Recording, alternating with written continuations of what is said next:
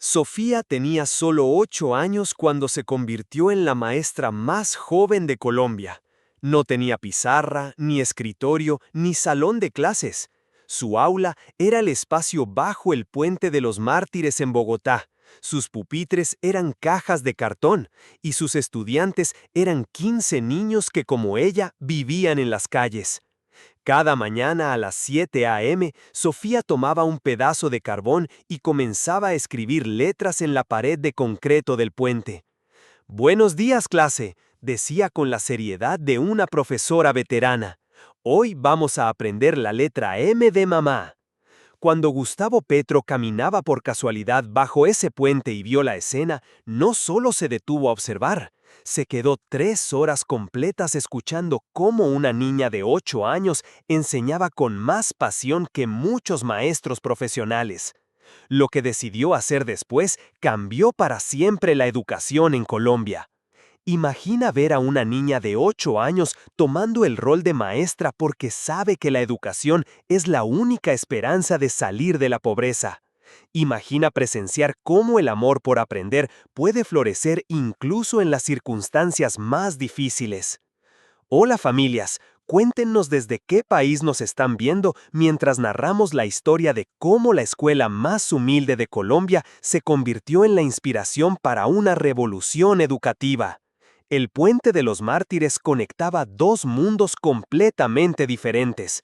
Arriba, los automóviles de clase media y alta transitaban entre barrios prósperos. Abajo, 23 familias habían construido un refugio improvisado para sobrevivir en una de las ciudades más caras de América Latina. Sofía Mendoza había llegado ahí cuando tenía 6 años, de la mano de su abuela Rosa, después de que sus padres murieran en un accidente de tráfico en su pueblo natal de Boyacá. Rosa era una mujer de 67 años que había perdido su casa por deudas médicas y no tenía a dónde ir con su nieta.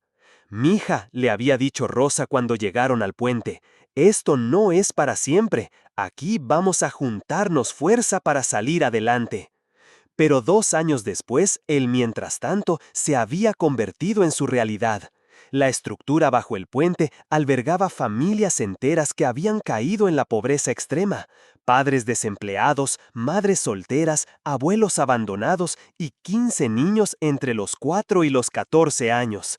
Sofía se había convertido en la hermana mayor no oficial de todos los niños. A pesar de tener solo 8 años, había desarrollado una madurez que contrastaba con su pequeña estatura.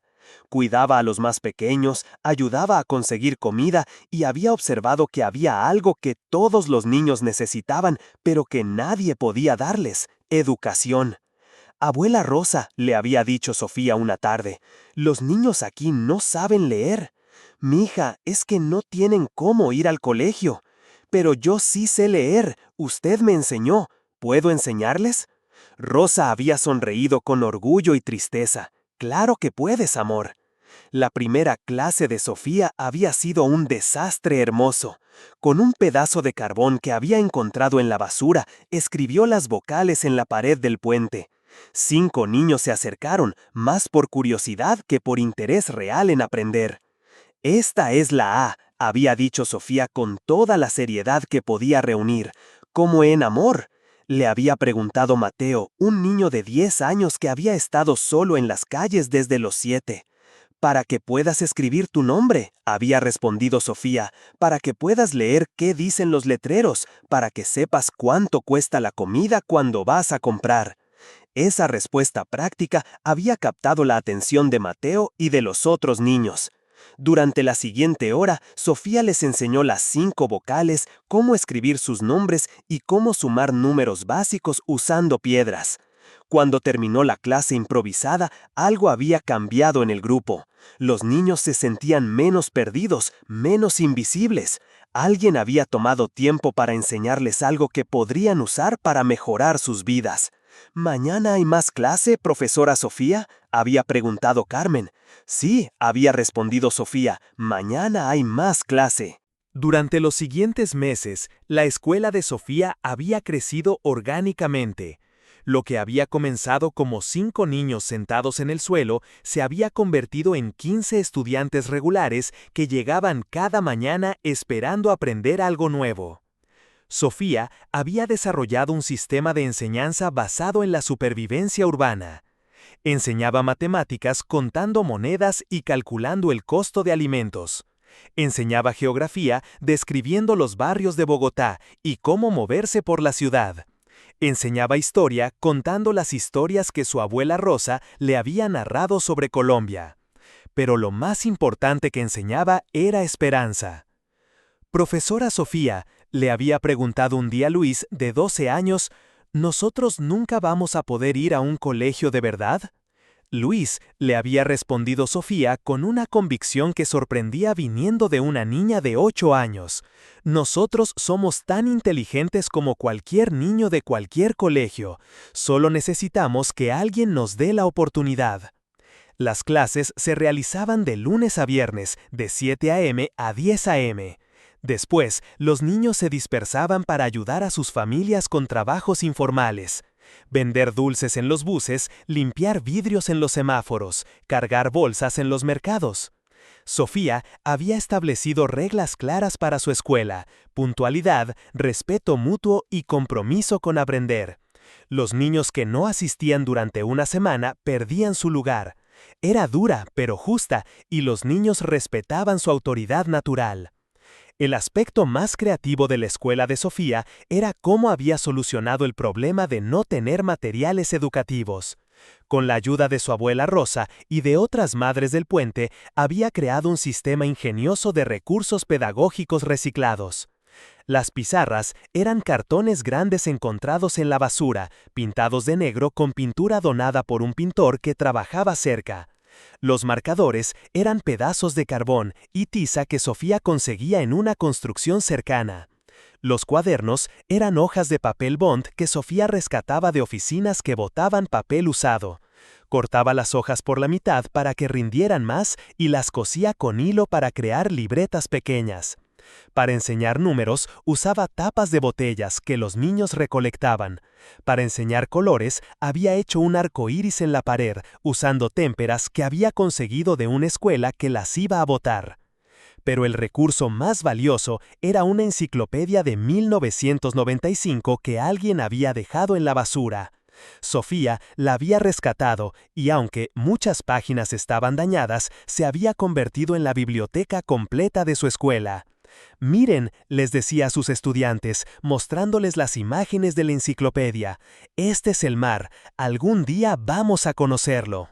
El martes 14 de marzo de 2024, Gustavo Petro había decidido caminar por el centro de Bogotá después de una reunión con empresarios. Quería sentir el pulso de la ciudad, como solía decir. Sus escoltas lo acompañaban a distancia discreta. Cuando pasó por el Puente de los Mártires, escuchó algo inusual: voces infantiles recitando en coro. Se acercó para investigar el origen del sonido y lo que vio lo dejó completamente impactado. Bajo el puente, una niña pequeña estaba parada frente a un grupo de niños sentados en cajas de cartón. La niña sostenía un pedazo de carbón y señalaba letras escritas en la pared mientras los demás repetían en voz alta: «Mamá, mamá, papá, papá, se casa». Petro se quedó paralizado observando la escena. La niña no podía tener más de 8 años, pero dirigía la clase con una autoridad natural que él había visto pocas veces incluso en profesores experimentados. «Muy bien, clase», decía Sofía. «Ahora vamos a escribir nuestros nombres completos». Petro observó durante casi una hora sin ser detectado. Vio cómo Sofía ayudaba pacientemente a cada niño, cómo celebraba cada pequeño logro, cómo mantenía la atención del grupo con cuentos y canciones cuando veía que se distraían. Pero lo que más lo impresionó fue el ambiente de respeto y cariño que la niña había creado. Estos eran niños que vivían en condiciones de extrema pobreza, pero en esa aula improvisada se comportaban con la dignidad de cualquier estudiante de escuela privada. Cuando la clase terminó y los niños se dispersaron, Petro se acercó a Sofía, quien estaba limpiando la pizarra de cartón. «Hola», le dijo suavemente para no asustarla. «Me llamo Gustavo». Sofía lo miró con curiosidad, pero sin miedo. Había aprendido a evaluar rápidamente a los adultos para saber si representaban peligro. «Hola, señor Gustavo, yo soy Sofía.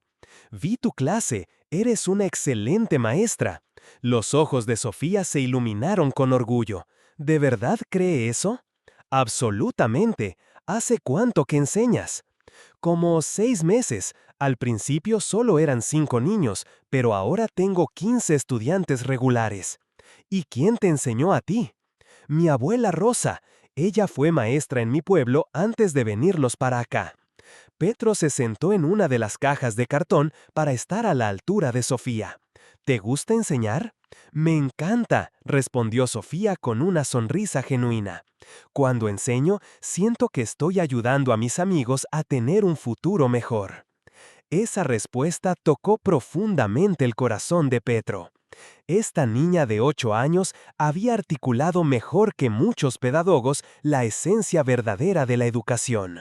Sofía, le preguntó Petro, ¿qué necesitarías para hacer tu escuela aún mejor? Sofía reflexionó por un momento antes de responder. Pues, más libros, y cuadernos de verdad, y lápices que no se acaben tan rápido.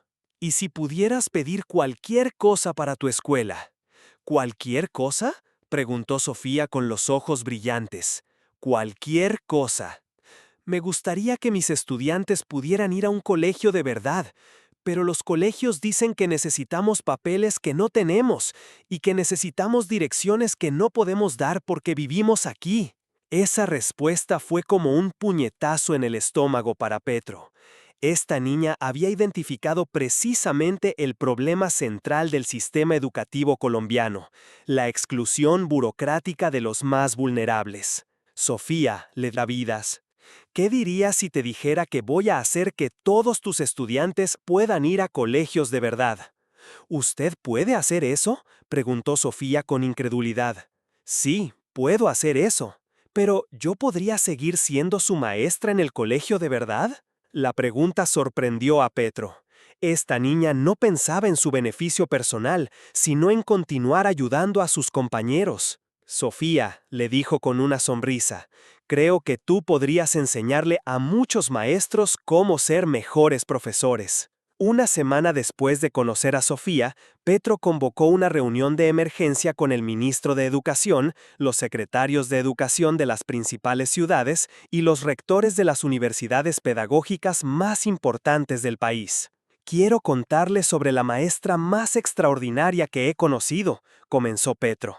«Tiene 8 años, enseña bajo un puente y me ha enseñado más sobre educación en una hora que muchas teorías pedagógicas en años». Les contó toda la historia de Sofía, de su escuela improvisada, de sus métodos creativos y de la pregunta que había hecho sobre por qué sus estudiantes no podían acceder a la educación formal. «Tenemos miles de niños como los estudiantes de Sofía», continuó Petro. «Niños inteligentes, capaces, con deseos de aprender, pero que están excluidos del sistema educativo por barreras burocráticas». El proyecto que surgió de esa reunión se llamó Programa Sofía, en honor a la pequeña maestra. Tenía varios componentes revolucionarios. 1.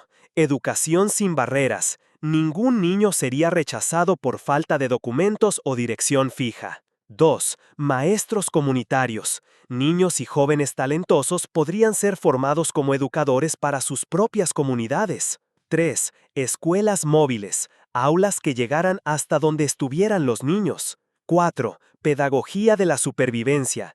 Currículos que enseñaran habilidades académicas y de vida práctica. Mientras se desarrollaba el programa nacional, Sofía se convirtió en la primera estudiante del piloto de Maestros Comunitarios. 3 veces por semana, profesores universitarios venían al puente para enseñarle pedagogía avanzada, manejo de grupo y técnicas de enseñanza. Pero Sofía también enseñaba a los profesores universitarios. Les mostraba cómo captar la atención de niños traumatizados, cómo hacer que el aprendizaje fuera relevante para la supervivencia diaria, cómo crear vínculos emocionales que motivaran el estudio.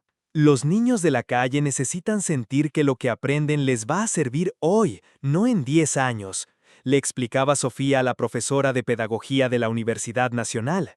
Por eso les enseño matemáticas contando monedas y les enseño lectura leyendo los letreros de los buses. Los profesores quedaban asombrados por la sabiduría práctica de esta niña de 8 años que había desarrollado intuitivamente métodos que ellos tardaban años en aprender. 6 meses después del encuentro con Petro, se inauguró el primer Colegio Sofía, en un local adaptado a 2 cuadras del puente.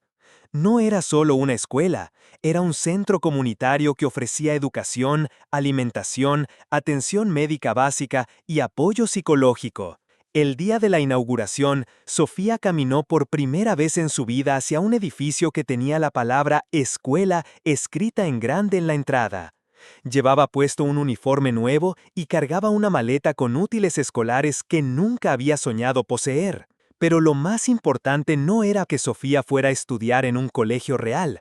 Lo más importante era que había sido nombrada coordinadora de enseñanza comunitaria, un cargo especial creado para que pudiera seguir enseñando a otros niños mientras completaba su propia educación. «Buenos días, clase», dijo Sofía el primer día, ahora en un salón con pupitres reales, tablero real y materiales reales. Hoy vamos a aprender por qué todos ustedes son importantes y por qué todos ustedes pueden lograr cualquier cosa que se propongan. Sus 15 estudiantes originales del puente estaban sentados en primera fila, junto con 20 niños nuevos de situación similar. Todos la miraban con el mismo respeto y cariño que habían desarrollado bajo el puente. El programa Sofía se expandió rápidamente por toda Colombia. En el primer año se crearon 50 colegios Sofía en las principales ciudades. En el segundo año había 200. Para el tercer año, más de 500 escuelas especializadas atendían a niños en situación de vulnerabilidad. Pero el impacto más profundo no fueron los números, sino el cambio en la mentalidad educativa del país. Los métodos de Sofía comenzaron a implementarse incluso en colegios privados de clase alta. La pedagogía del amor, como se había llamado el enfoque de Sofía, se convirtió en materia obligatoria en todas las facultades de educación del país. Los futuros maestros tenían que aprender cómo crear vínculos emocionales con sus estudiantes, cómo hacer relevante el aprendizaje y cómo ver el potencial en cada niño sin importar su situación socioeconómica. Sofía se había convertido en una celebridad nacional, pero había mantenido su humildad y su compromiso con ayudar a otros niños. A los 11 años, daba conferencias en universidades sobre pedagogía desde la experiencia infantil. 7 años después de aquella primera clase bajo el puente, Sofía tenía 15 años y había completado todos los niveles de educación básica y media en tiempo récord. Había sido aceptada en 5 universidades diferentes con becas completas para estudiar pedagogía. Pero más importante que sus logros académicos era el impacto que había tenido en miles de niños. Los colegios Sofía habían atendido a más de 100.000 niños en situación de vulnerabilidad. El 85% de ellos había logrado reintegrarse al sistema educativo regular. Su abuela Rosa, ahora de 74 años, trabajaba como coordinadora de apoyo familiar en el primer colegio Sofía. «Siempre supe que mi nieta era especial», decía con orgullo, «pero nunca imaginé que iba a cambiar la educación de todo un país». El puente donde había comenzado todo se había convertido en un monumento nacional.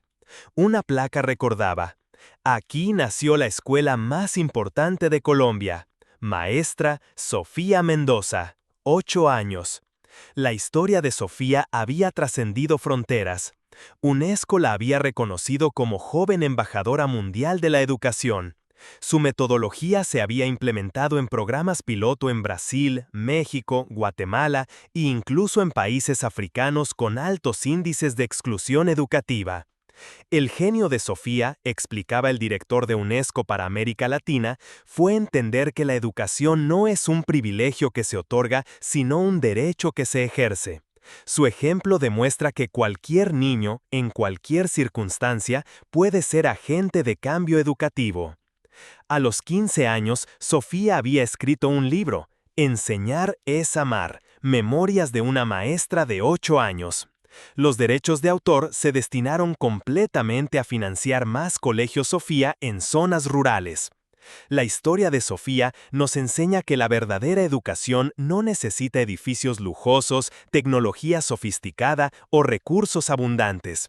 Necesita amor, compromiso y la convicción de que cada niño tiene potencial ilimitado. También nos demuestra que los niños no son solo receptores de educación, sino que pueden ser agentes activos de cambio educativo cuando se les da la oportunidad. Sofía transformó no solo la vida de sus estudiantes bajo el puente, sino el sistema educativo de todo un país. Su legado nos recuerda que a veces las soluciones más innovadoras vienen de las voces más jóvenes e inesperadas.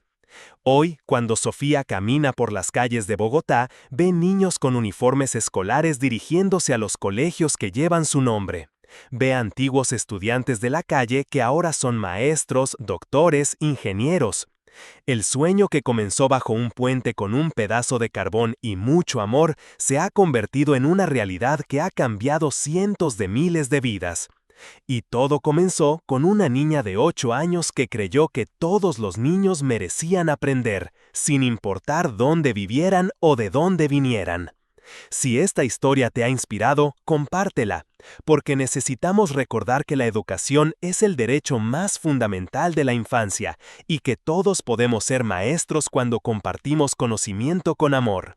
Suscríbete para más historias que demuestran que los niños pueden cambiar el mundo cuando los adultos creen en su potencial.